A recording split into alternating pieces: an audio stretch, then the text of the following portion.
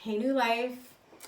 I'm Karen. I lead worship in the Alamo campus, and I am happy to be here with you to talk a little bit about a topic on my heart for Worship Wednesdays today.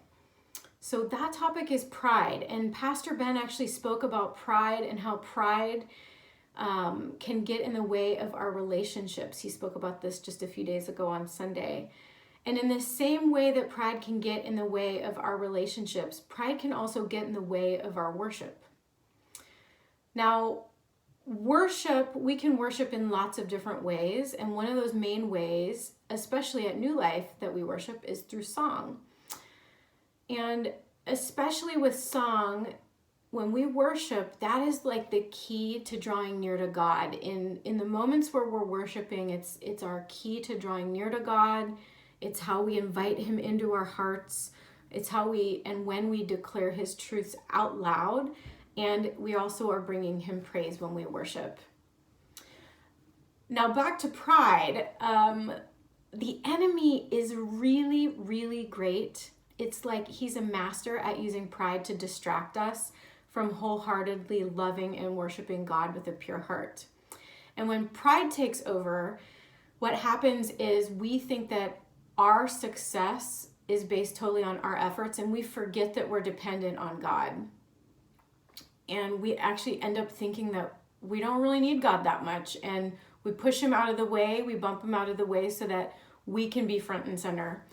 And then if we're in that place and when we go to worship, it ends up just being that we're just singing songs, kind of going through the motions, not really worshiping and giving that honest invitation for God to draw near and come into our hearts, and certainly not worshiping from a pure heart and from a place of true dependence on God. Also on Sunday, Pastor Ben talked about how our thoughts are directly related to our attitudes. And one of the places in the Bible that talks about our thoughts he mentioned on Sunday is 2 Corinthians 10:5, where it says to take every thought captive and to make it obedient to Christ. In other words, when we notice that there are thoughts that are drawing us away from God, like prideful thoughts or negative thoughts, we can grab a hold of those and we can actually change the way we're thinking. We can literally change our thoughts on that topic. And when we do that, our attitude about that topic automatically changes, because a new thought means that we have a bigger or a different perspective on that topic. I think it's safe to say that deep down, everyone probably wants God to draw near. We want God to be near us. We want God to speak to us. We want him to guide us and protect us. And we want to bring him praise. I think that it's safe to say that we all want that.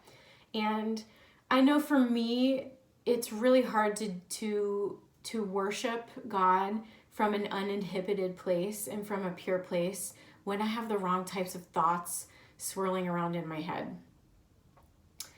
So I'll leave you with this. Try asking yourself regularly, what am I thinking?